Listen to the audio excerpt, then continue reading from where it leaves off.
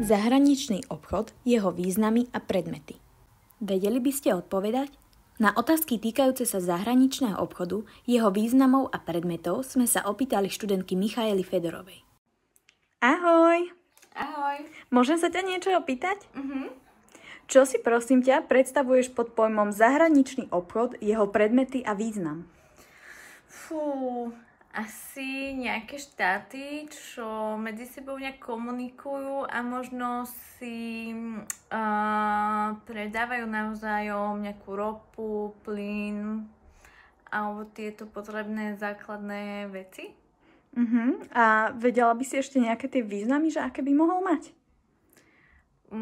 Tak myslím si, že nejaké kultúrne, ekonomické, politické a už mi nenapadá, asi len toto. Tak my si to teraz bližšie vysvetlíme, čo na to hovoríš. Dobre, poďme na to. Zahraničný obchod je výmena tovaru a služieb medzi štátmi. Inými slovami, keď jedna krajina predáva alebo nakupuje výrobky od druhej. Jeho základné významy sú ekonomický, politický a kultúrny. Ekonomický význam zahraničného obchodu spočíva v podpore tvorby nových pracovných miest, rozširovaní ponuky tovarov a služieb pre spotrebiteľov a v urýchľovaní vedecko-technického pokroku prostredníctvom výmeny inovácií a technológií.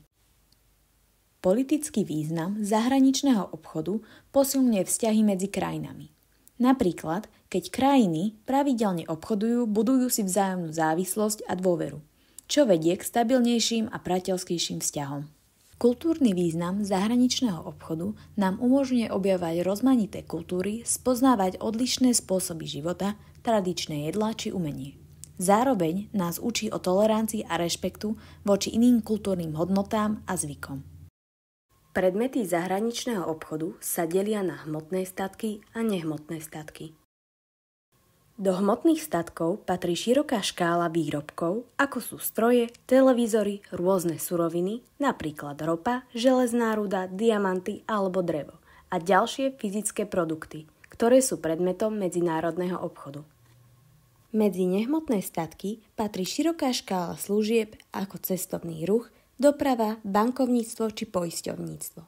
Zároveň sem spadajú aj rôzne práva, ako sú know-how, licencie a ochranné známky. Výsledok našeho videa a spätná väzba. Bolo ti toto video teda nejakým prínosom? Naučila si sa z neho niečo? Samozrejme, bolo to pre mňa veľmi inšpiratívne, náučné a dozvedela som sa teda niečo nové, čo som nevedela a teraz už by som vedela odpovedať na základné otázky týkajúce sa zahraničného marketingu. Ďakujem. A ja. Ahoj. Ahoj.